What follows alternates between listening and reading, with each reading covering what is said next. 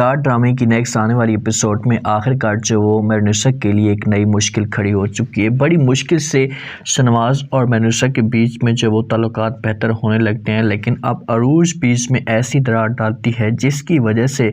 سارے کے سارے معاملات جو ہوتے ہیں یہ خراب ہونا شروع ہو جاتے ہیں، اور مہرنسا کو اس بات کا خوف آنا شروع ہو جاتا ہے کہ کہیں شنواز جو ہے وہ مجھ سے دور نہ ہو جائے۔ عروج اور جو ہمارا رافع ہے نا، ان دونوں کے بیچ میں معاملات جو ہوتے ہیں یہ بہت زیادہ خراب ہو جاتے ہیں، دونوں کی جو بات ہوتی ہے اس سے طلاق تک بھی آ جاتی ہے۔ اور جب مہرنسا کو اس بات کا پتہ چلتا ہے تو مہرنسا اس معاملے پہ بہت زیادہ اداس ہوتی ہے اور یہ کوشش کر رہی ہے کہ ان دونوں کے بیچ میں جو معاملات ہیں یہ بہتر کیے جا سکے، تو اسی وجہ سے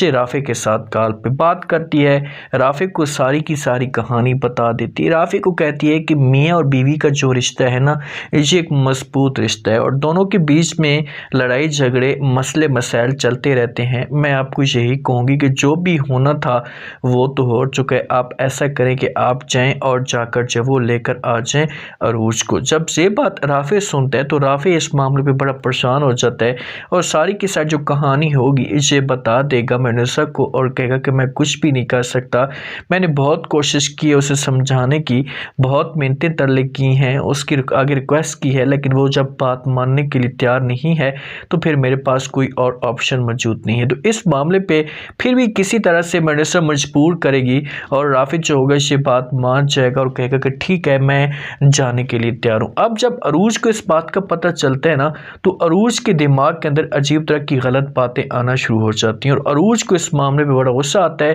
کہ یہی عورت ہے جو میرا گھر برباد کری۔ عروج تو پہلے بھی نفرت کرتی ماں کے ساتھ بات کرتی ہے، اپنی ماں کو کہتی ہے کہ میں پھر دیکھتی ہوں کہ جب میرا گھر آباد نہیں ہوگا تو پھر اس کا گھر بھی جو ہے وہ برباد ہو کر رہے گا اور اس کے ہسبینڈ کے سامنے میں سارے کے سارے اس کے کرتوت کھول کر رکھ دوں گی، بتا دوں گی کہ کس طرح سے اس نے جو وہ گھر کو برباد کرنے کی کوشش کی ہے اور ابھی بھی یہ کس کے ساتھ چکر چلا رہی ہے۔ تو یہ پہنچ جاتی ہے شنواز کے گھر میں، شنواز کو A to Z کہانی بتانا شروع کر دیتی اور کہتی کہ دیکھو شنواز، آپ میری بات کے اوپر یقین کریں یا نہ کریں وہ آپ کی اپنی مرضی ہے، لیکن جو بات میں آپ کو بتا رہی ہوں آج بھی آپ کی جو بیگم ہے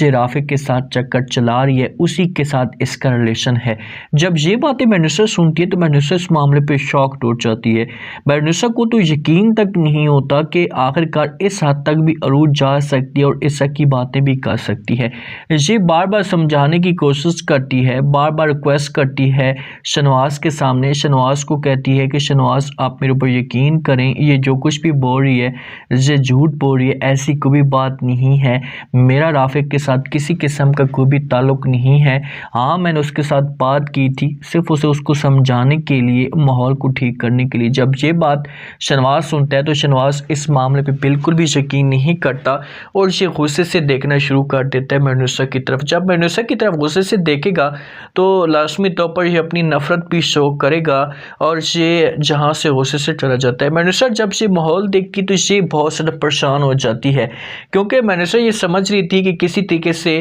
شنواز اب دوبارہ میرے اوپر شک نہیں کرے گا، اس شک کا ماحول کریٹ نہیں کرے گا، لیکن یہاں پر تو ہر چیز الٹ ہو جاتی ہے اور آج بھی شنواز ساتھ جو ہے نا یہ مہرنسا کو شک کی نگاہ سے دیکھتا ہے اور اس کے دل میں آج بھی نفرت ہے، تو اسی وجہ سے مہرنسا اپ سیٹ ہونا شروع ہو جائے گی۔ لیکن مہرنسا کو یہاں پر چاہیے کہ یہ صبر سے کام لے اور اگر شنواز اس کی باتوں کے اوپر یقین نہیں کرتا، اس کی بات نہیں مانتا تو اس کے پاس آپشن یہ ہے کہ یہ اپنا بسا بوریے گول کر ہمیشہ کے لیے چھوڑ کر آ جائے شنواز کو۔ جب شنواز یقین نہیں کر رہا تو پھر اس کے ساتھ زندگی گزارنے کا کیا فائدہ۔ آپ لوگ اس بارے میں کیا کہتے ہیں؟ اپنا فیڈ بیک لازمی نے سبسکرائب بھی کر دیں۔